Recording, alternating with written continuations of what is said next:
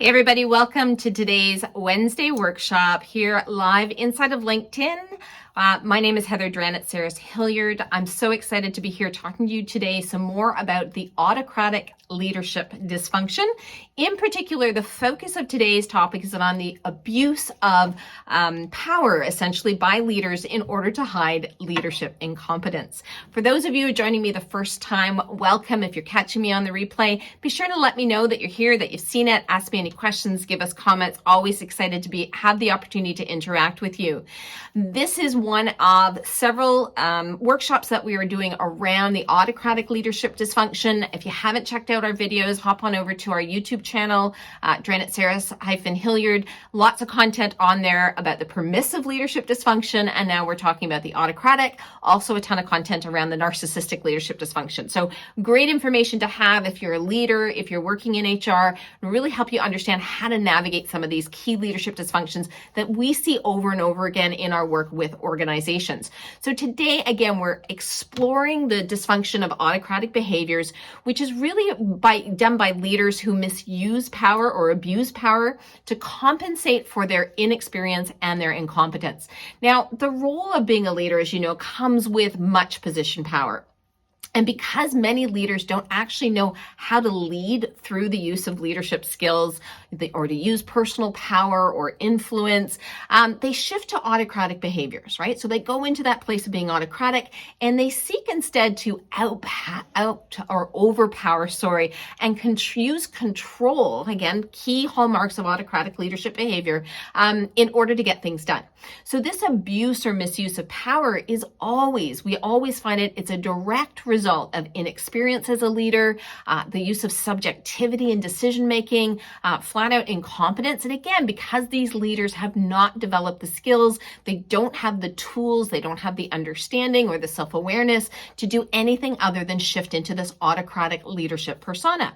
And it can lead to a ton of different dysfunctions in organizations. In fact, we're talking about those on our new podcast series, Dismantling Dysfunction.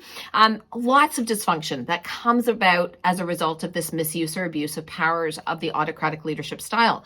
And that impacts the organization, it impacts teams, we see it impacting peers and how they interact with each other, obviously employees, and even right down to the way it is that a business functions, okay? So in other words, the abuse of a leader's power the abuse of power by a leader can negatively impact employee performance, engagement, obviously, morale, productivity, and right through down to the bottom line. And unfortunately, one of the things that's often complained about by employees and least actually discussed by those who might do something about it is this misuse or abuse of power in organizations. So they either misuse the power to stay in control, becoming autocratic, emotionally driven, and actually go into bullying. We do see it translating into bullying behavior in the workplace.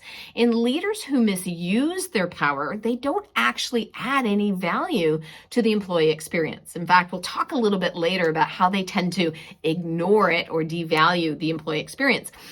They don't add value to the organization, and nor at the end of the day do they develop as human beings, right? So they stay stuck in this place, and again, using power, misusing and abusing power in order to stay in control of their experience. Now, often what happens, and this is really interesting when we see this, is that when the person at the top of the organization or a couple of persons at the top of the organization are using this autocratic or misusing power and becoming autocratic, that next tier below, so that group of leaders that are in below the autocratic leader, they actually shift to act out of powerlessness and they become permissive, right? So permissive, overly tolerant, no accountability. They don't manage their staff. They let their employees whatever they do want to do. And so ultimately, a culture of fear is developed in these environments. So why do leaders misuse power? So why is this happening? What's driving this? There is no doubt that incompetence as a leader, plus the power that they get because they are a leader, results into the use of aggression, okay? Using aggression to get things done and inflating one's sense of superiority. Because again, underlying that is that knowing that they don't know how to do it, they're not sure what to do, that insecurity that comes from the incompetence. So they inflate, they go into this place of thinking they're a great leader, even though they haven't actually developed up. But again, they shift to using these autocratic leadership approaches in order to stay in control. And threatened leaders who feel threatened in a meeting, in the moment, over the conversation, will turn things around and ultimately threaten their employees as a way of discharging those fears. Have you ever been in a meeting like that, where you bring up an idea or you make a conversation or comment about something, state an opinion that differs from that leader, that autocratic leader, and they turn it around and they devalue you. They go on the attack. What they're doing there is they're discharging their fears and their feelings onto the other person, right? Autocratic leaders, bottom line, they want to keep their power to themselves. And so in order to do that, they tend to restrict the freedom and responsibilities of the employees who are below, fostering dependency. We always see that dependency, and of the people who are below them in the hierarchy, because they have to go up to this autocratic leader to get the decision made, to get the input. They can't make decisions without them seeing everything and running everything by them. And then again, they affirm that sense of superiority by making sure everything flows through them. And they will even make comments like, you wouldn't survive without me here. And again, that sense of self-importance by, again, keeping things within their control. They exercise power over their employees in a way that really makes sure things get done as they want to have them done, because they don't have the leadership competency to do it any other way. This is the only tool in their tool belt, is to bring out this autocratic misuse and abuse of power in order to get things done. So bottom line, what's most important to take away from this is, if you're dealing with an autocratic leader in your organization, it is an absence of leadership development. And of course, for decades and decades, we have put people into leadership roles in organizations without providing them with any training, any skill development. And so again, this is why we see this prevalence of the autocratic leadership persona in organizations. And it's that absence of leadership development that really leads to the use of this autocratic leadership persona and the misuse or abuse of power that comes with it. So why does this matter? Why do we care about autocratic leadership behavior? Well, obviously in today's competitive market for talent, leaders need to be skillful. They have to be skilled in order to retain employees, and your best performers are not going to stick around if they're reporting into an autocratic leader, because they want to be able to grow and evolve, and they won't have the tolerance for that environment. And leaders who enjoy feeling powerful around their employees can actually inadvertently demotivate their employees, which results in disengagement, even passive aggressive behaviors on the part of employees, culture of fear and blaming. We've all seen it emerge in organizations. And using aggression because of stress to get work done has actually the opposite effect on the employees, and it leads to a further reduction in productivity. So people go into survival mode and you don't get their best work and their best outcomes. So we want to really look at the importance, and we'll sort of leave off the workshop today talking about the importance of influence power versus autocratic power and leadership, because that's the transition we have to help these individuals make, is moving out of that autocratic persona, because again, it's a persona. It's a self-protective approach, because they don't have the skills, the competency, the confidence to actually go in and lead and use influence power versus this autocratic approach. I'm going to talk a little bit about the impact on why employees actually move into a place of resistance or passive aggressive behavior, and the fact that they stop caring, right? When the autocratic leader doesn't care about them, employees in turn stop caring.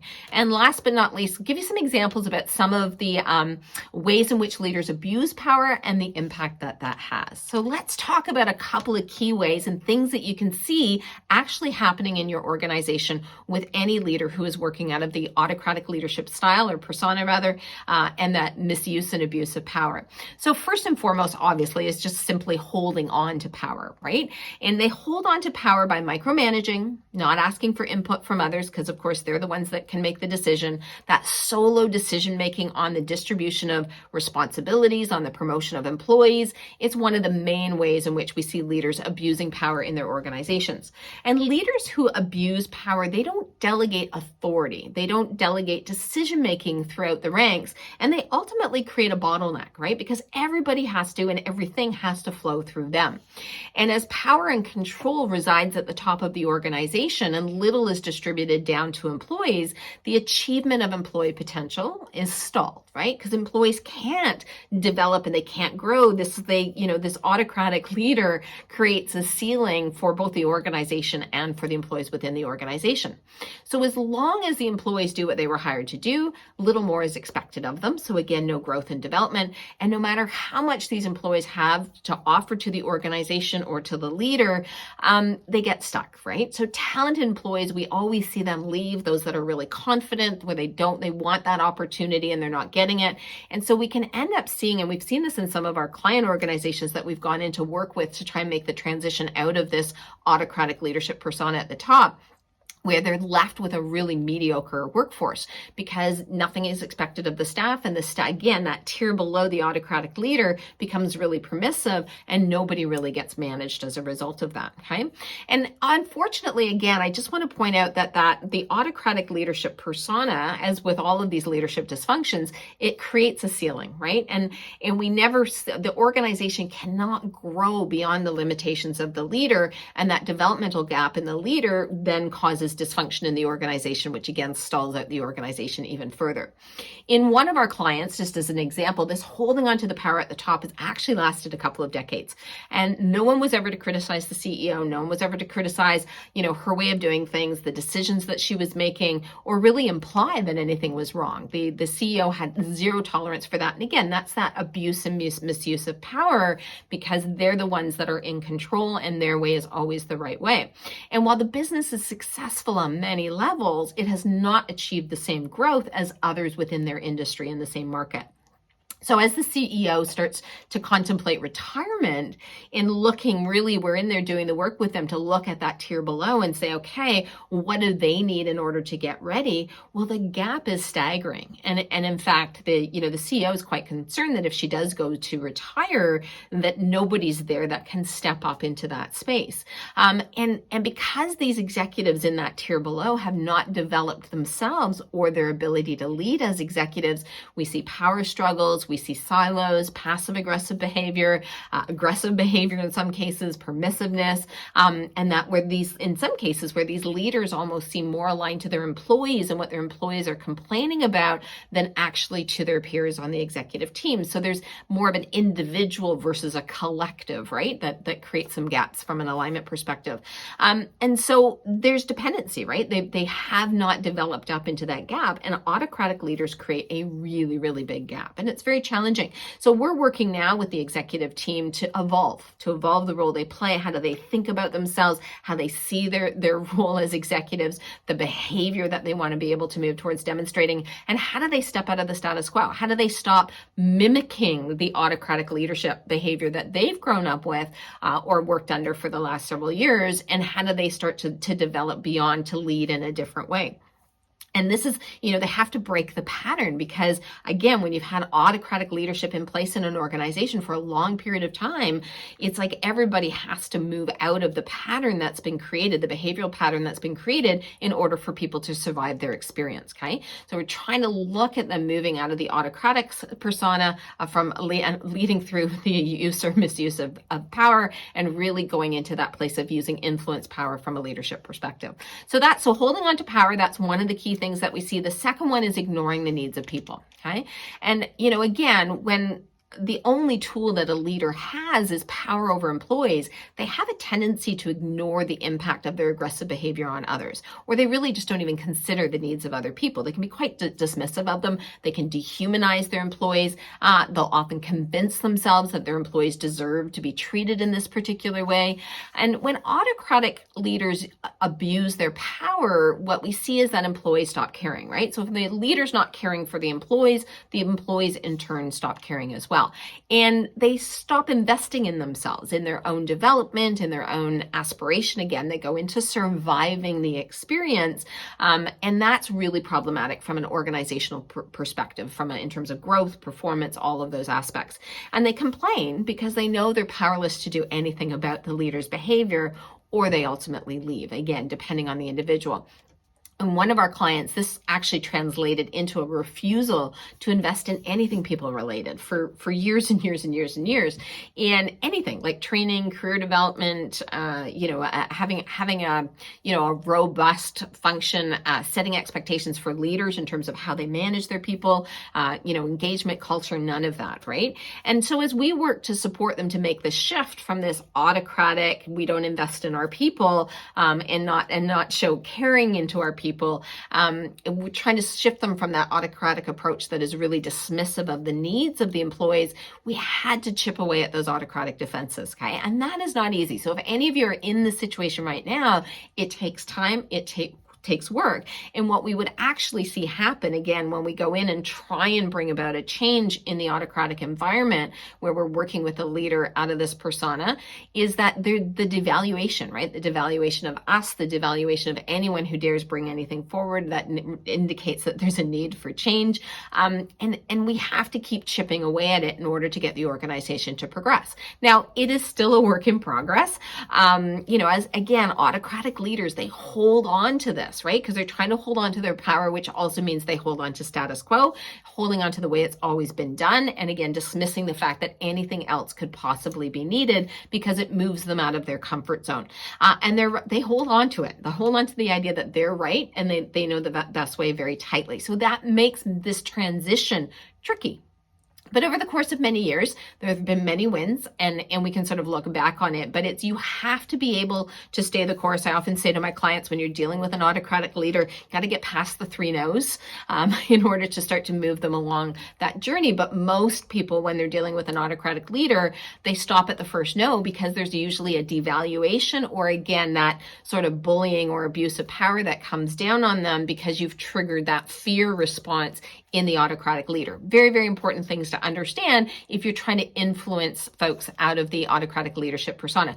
Again, not necessarily going to develop them out of it, but we're trying to create something around them, and we often use and engage other leaders in the organization in order to make that happen.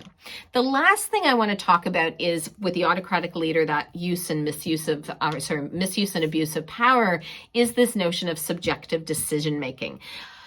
They think they're logical. Okay, they think they're logical, but the fact is that subjective decision-making is actually what trumps in an organization where we've got autocratic leadership persona at work. It's one of the hallmarks of inexperienced or incompetent leaders because they're reactive and they're subjective, right? So again, they're not looking at the information objectively. They're not looking at the situation objectively. They're being very subjective or emotional in their decision-making. And they rationalize their behavior, that's the situation, or the employee made me do it, or I can't possibly have a conversation or give them feedback because they're going to quit and I can't find anybody in the marketplace. They tell themselves these stories to rationalize the decision that they're making to do something or to not do something, okay? They have poor self-management. They have poor impulse control. They do not like the emotionality of people, so they make decisions in order to prevent employees from becoming emotional, and they have no ability to tolerate frustration in themselves or in others. And so because of that, they're making their decisions based on subjective criteria, right? So they're looking inside, and it's subjective, it's not objective, it's not rational. And some of their comments even about it, right? I know one of my autocratic clients that we work with will say things like, this will make me look like an idiot if I do it. Or, they'll all be upset and they'll all quit tomorrow, right? And again, those are not realistic assumptions or conclusions that they're drawing over the situation. And so that comes in, and so it fuels the decision making in a more emotional or subjective way. And because they're subjective in their criteria and how they make their decisions, it actually leaves employees in a state of being insecure and frightened because they never know which reaction they're going to get, right? And so that makes it more challenging. It makes employees more tentative. They tend to listen and pick up cues from the leader rather than bringing in their best thinking. They don't lead up. Again, they just go into that place of trying to survive the experience with the misuse and abuse of power that's happening. And again, it's really important to understand that when we've got got employees in that, we do work with them to become aware of that, to understand their reaction and their response, to be able to learn how to separate their reaction from the reality of it.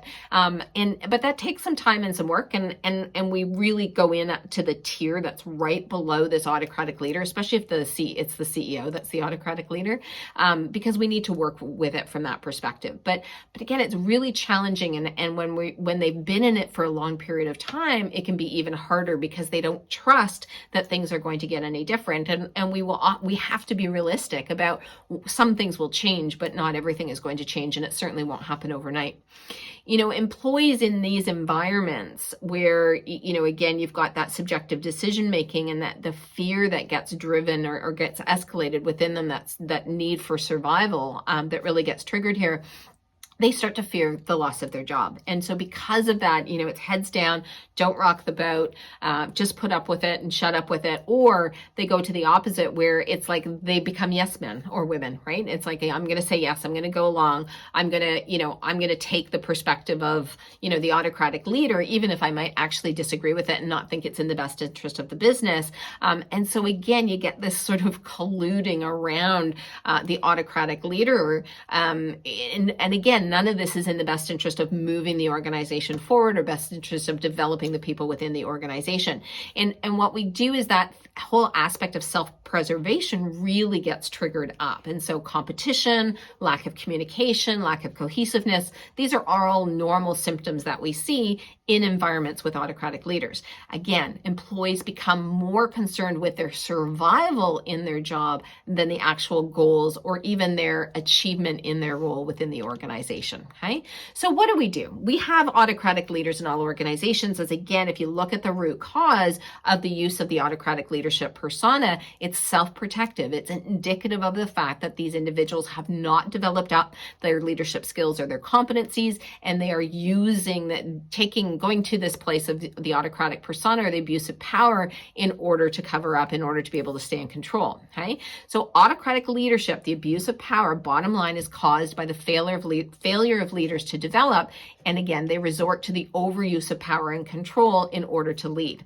Now, this abuse and this overuse of power can only stop when a leader recognizes the limitations of their style and the negative impact that it's having on others. That is the key. It's also the challenge. Now, we always talk with our clients that the first step in leadership mastery and real potency starts with the leader getting to know themselves and knowing others rather than learning leadership theory. Okay, self-awareness. So really knowing yourself, who you are, what you're about, how you're behaving as a leader, that is critical. And then other awareness, really knowing your people, understanding what they need, where are they coming from, how do we make this work collectively? These are the first two pillars of developing as a leader. They are the foundation on which all other behavioral and skill development is based. Now, we know, in having worked for decades with autocratic leaders, that getting them into that place of knowing themselves, that self-awareness, is challenging, and it is a critical first step. Okay, doesn't mean we don't work on the others around, because when we have an autocratic leader, we start focusing on that middle group or the tier below, and how do we increase their effectiveness so that we can support that autocratic leader if we can't move the needle on the autocratic leader themselves. Now, while becoming competent as a leader, again, you need certain knowledge, skills, attitudes, behaviors, and experience. But if you're not conscious of yourself as your leader, and if you're not aware of the people that you're leading, what ends up happening is you create what's commonly referred to as the knowing-doing gap. It's like you know what you should be doing, but you don't actually go do it. You understand that you need to lead differently, but you don't take any action or to shift your behavior. You keep holding on to that power and abusing it to stay in control because you feel less vulnerable, right? When you're doing so, it's that control, and that's why we say it's a self-protective persona, the autocratic leadership persona, self-protective, because you are trying to not feel vulnerable, trying to stay in that place of control. Okay, as a leader, any leader has to be willing to step out of the safety of their comfort zone and to actually take responsibility for the impact of your leadership behavior on others. And in this case, we're talking about abusive, what can be abusive bullying behavior on others. It is actually working to become aware of those unconscious patterns patterns of behavior, and the emotions that are driving your behavior. So you really start to understand what's triggering it, and that starts to open things up to have a broader perspective, a greater level of understanding, and then you can start to work at it from a development perspective. Having true power and exercising true authority actually requires you to go within. And this is true if you're working out of the autocratic persona or the permissive persona or the narcissistic. It's like you have to go in order to really tap into that inner power or sense of authority, right? You have to do the inner work that really allows you to show up.